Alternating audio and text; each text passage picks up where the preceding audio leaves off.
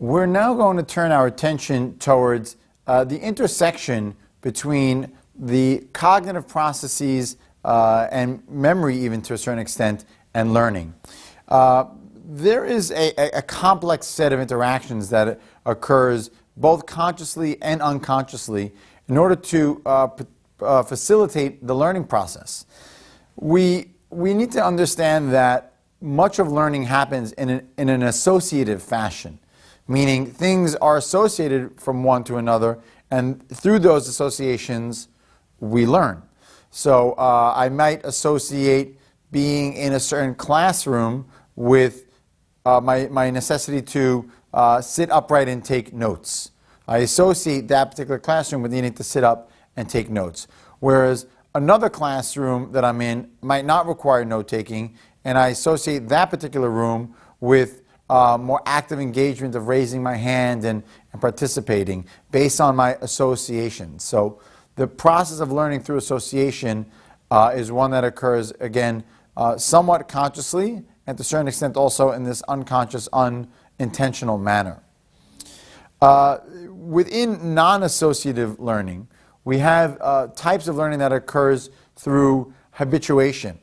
So if I am always riding to school on the bus, and I habituate that as soon as I walk towards the turnstile in the New York City subway to put my hand in my pocket and pull out my Metro card. So if I go to the subway every single day and I have to consciously think, oh, take out my Metro card to pay. But eventually I'm going to habituate to do that, and I automatically put my hand in my pocket, I swipe it through the gate, and I walk into the subway in a habituated fashion. Habituation is an unconscious form of learning. It's not something that I'm doing consciously or purposefully. We also develop a sensitivity or a sensitization within our learning. So if someone begins to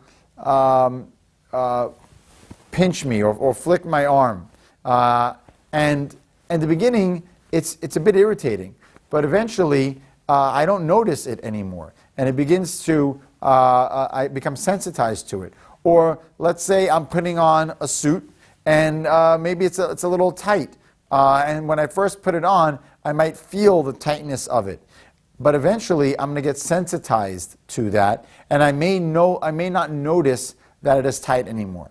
Tying your shoes. At first, it's tight. You feel it. But eventually, over a few minutes, as time passes, you'll become sensitized to the tightness in your shoe, and you have learned that your foot can stay in your shoe comfortably, and you've learned that that pressure from the shoelaces is no longer being registered consciously. A few other features that are notable: our attention and our ability to focus our attention is very much correlated with our ability to learn. So when I intentionally direct my attention towards something, it is going to make it more likely that I can learn from that experience. There is something to be said for how much my attention span can hold on to information for the purpose of learning. So sensory information, for example, within the sensory register system, actually holds information for only a few seconds. So if I'm sitting in a classroom or listening to a video in preparation for my CLEP exam, my ears are going to hear the information and sense that information in my auditory cortex, but it's only going to last a very short period of time, maybe 2 or 3 seconds even, until it disappears. Unless I attend to it, I give it attention. And if I give that information attention, it becomes meaningful and relevant to me. And in that way, I can deepen the learning experience. So this explains why you might forget so much information from your lectures at school, because maybe you're not taking notes. And maybe you're not making it personally meaningful to you. And so the information, as they say, goes in one ear and out the other, because it doesn't actually solidify and become attended to within the sensory register system. Once information does travel into the sensory register and it becomes somewhat meaningful, it has a chance of entering into my short-term memory system. My short-term memory system is where I can manipulate information, where I begin to, let's say, rehearse the information. So if you meet somebody and you ask them for their phone number, and then you try to repeat that number over. So 212-555-2552, 212-555-2552, and I repeat the number over and over and over again. I'm trying to get the information to stick in my short-term memory so that it doesn't disappear. And once I feel like it is locked into short-term memory, I then have a chance of sending it along to the long-term memory system. Now, short-term memory, as we will discuss in the memory module, has a capacity, a limited capacity of 7 items plus or minus 2. That's the magic formula. So on the average person, it ranges between 5 to 9 items is the average short-term memory capacity. There's a reason why our phone numbers have 10 digits, but really 3 chunks of information, because that's really pushing the outer limits of the memory system. Long-term memory has an unlimited capacity. Once I attend to the information, and whichever way that I consciously put effort into remembering it, and sometimes long-term memory gets created in an unconscious way. I have an emotional experience, maybe a traumatic experience that will last with me for the long term.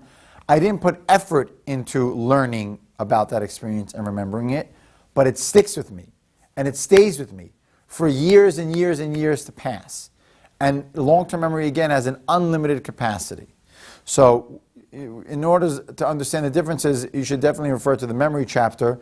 But for the sake of learning, we now understand the role that attention and memory system plays within learning.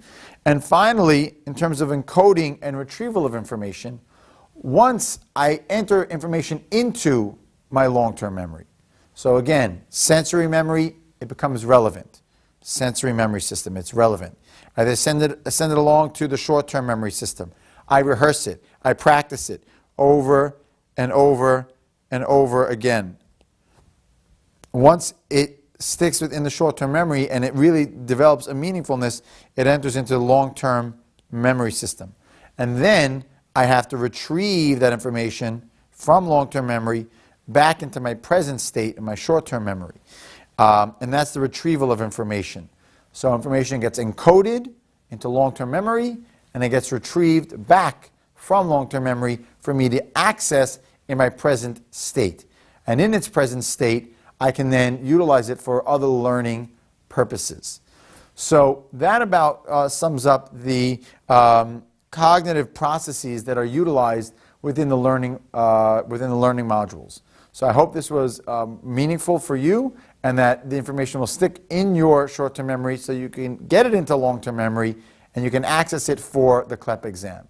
In case you're worried about that, I encourage you to go back and look at the printed materials as well as look at the test examples and practice that material so that all of what we're covering for the CLEP exam can stick with you for you to show up and do very well on your CLEP exam. I'll see you at the next sub-module.